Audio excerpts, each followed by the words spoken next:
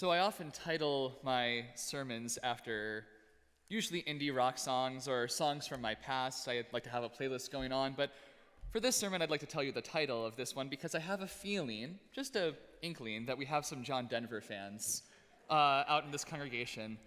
This sermon is titled Rocky Mountain High. The mountaintop is where you are confronted by all of the ways that you have neglected to be yourself.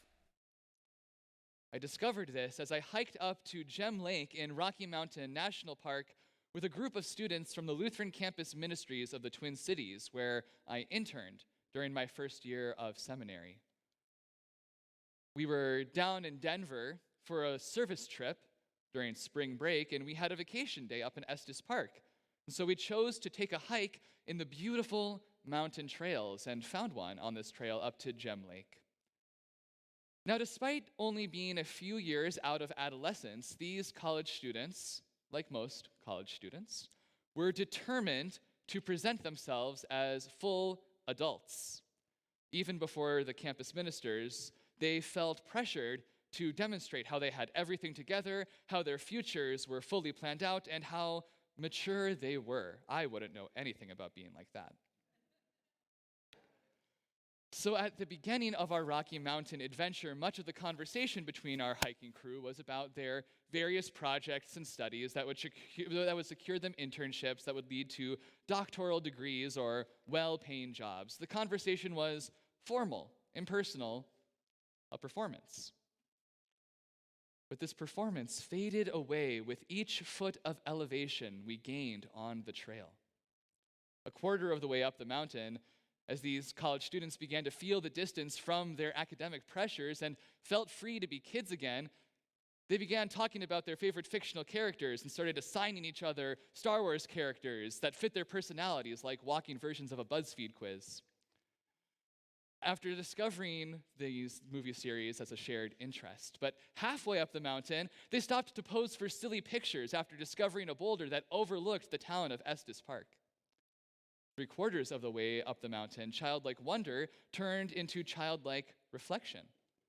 And we took turns sharing about our fears, about the future, and how unprepared we felt to take on the challenges of life, studies, and ambitions.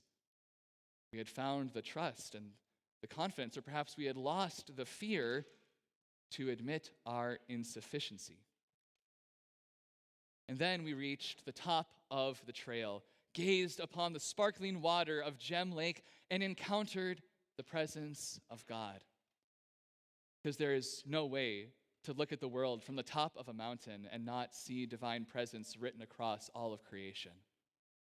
And with the witness of trusted friends on that mountaintop, you might even see the divine presence dwelling within you, asking you why you have stayed away from yourself for so long, why you refrain from loving yourself the way that God loves you, why you do not live as a free and saved child of God in every aspect of your life, for what could be more important than living as who God created you to be?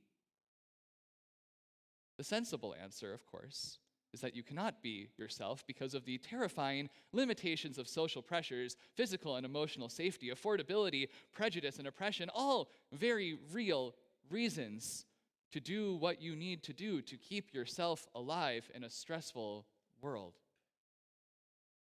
But on the mountaintop, this response fails to fight back against the divine presence in yourself, calling to you and found in the world around you. For on the mountaintop, these limitations, these compromises to succeed in the world do not exist. You are free to be yourself, and you are forced to wonder what would happen if you always felt as free, as limitless, as unleashed to be your God-given self as you are on the mountaintop. Coming down the mountain, our hiking party had each been changed by the experience. We shared our transformation as we processed it ongoing. One of us shared how she was committed to changing her major, to follow her passion rather than parental pressures. Another confided to us that they felt the call to transition into their true gender. Another confessed to questioning whether college was even the right path for them, or whether there was something out there instead. As for me, I believe that was the moment that I realized that I could not follow the call into ministry without first learning to love the parts of myself that I feared made me unlovable. All of us experienced the presence of God on that mountain and knew that we had to change, or at least that we wanted to, because the mountaintop freed us from the social pressures of a world that wants to reduce us into mere humans, and instead gave attention to the divine living within us, telling us that we were worthy of limitless, infinite freedom and love. Transfiguration of Jesus, Creator sets free, is a profound moment of vulnerability and freedom in the life of God with us in human form. Not only because Jesus shares his full self with his friends, but because Jesus shares how much of himself he has to limit to do his ministry of love in the world. Notice how Jesus only takes 3 of his disciples with him up the mountain, selecting only those closest friends he can trust to accept him. Because the transfiguration is ridiculously hard to accept. Jesus' body, his very being, transforms to match his essence and radiates with the brilliant intensity of the sun, the thermonuclear reaction of hydrogen and helium that burns with enough power to give life to solar systems. The transfiguration is the moment of pure, unrefined divinity fully entering into the human body, the glorious purpose of God made manifest in the marriage of divinity and humanity, of God's love and the human body. And then what's more, the disciples, already flabbergasted, observe that Jesus is not alone, but is living and speaking with the great ancestors, Moses, the lawbringer, and Elijah, the kingdom-challenging prophet, stand with him, sharing their wisdom and presence as Jesus comes out as his true self, supporting him in their enduring memory in the way that the disciples cannot. Stands on the rock, Peter offers to create dwelling places, knowing that the only thing more intimidating than witnessing the transfiguration of Jesus would be leaving the mountain while knowing the fullness of who Jesus truly is, living with that knowledge. For consider how limited Jesus is forced to live for the remainder of his life. He performs his ministry with people only knowing a fraction of his fullness. He limits his radiance, knowing that if he were to be his full, transfigured self, the crucifixion would come all the sooner, before he was able to foster enough faith in his friends to believe in his love that is stronger than death. There is a deep tragedy in knowing that Jesus must limit himself to become comprehensible to us, all the while knowing the beauty and freedom that comes from living with faith in the limitless power of love that comes from the union of God and humanity that shines like the sun. But rather than succumbing to the tragedy of living with limitations, the voice of God echoes the declaration first heard at Jesus' baptism, now spoken for the 3 disciples and the 2 ancestors to hear. Jesus, freed to be fully Jesus, carrying divinity and humanity in his body, is God's beloved child who makes God's heart glad. Jesus, freed to be fully Jesus, is the Messiah we need, not one we can control or understand, but fully free to share God's love. Jesus, freed to be fully Jesus, is the purpose of creation. For God desires a creation where all may live as their full selves, not as people limited, but as people who trust that they have been freed to live as incomprehensibly beautiful children of God, bearers of divinity and humanity, called likewise to shine like the sun with a brilliance that the world has never seen before. So what is keeping you from living as your full, limitless, incomprehensible, and incomprehensibly loved self? What is keeping you from living as you do on the mountaintop? I don't ask this to criticize or suggest that this is a problem for you to solve. After all, Jesus did not find the freedom to live as his full, limitless self until after his death led to his resurrection. Until then, he still hid his full self to stay safe in a dangerous world. Instead, I ask you what keeps you from living as your full self so that we may identify the reality of sin and recognize why we need the grace of God. We often talk about how Jesus frees us, but I'll confess that I don't often talk enough about what we actually need to be freed from. The short answer is sin, but what does that sin look like? What is it? And in the Transfiguration, we encounter a concrete example of the sin from which Jesus frees us: the sin of limitations, the forces of our world that limit us from being our full selves. The way that the fear of violence or social exclusion keeps us from being ourselves. The way that prejudice and hate towards those different from ourselves, be it in white supremacy or queerphobia, sexism, ableism, classism, all these forms of prejudice limit us from being our full, loving selves.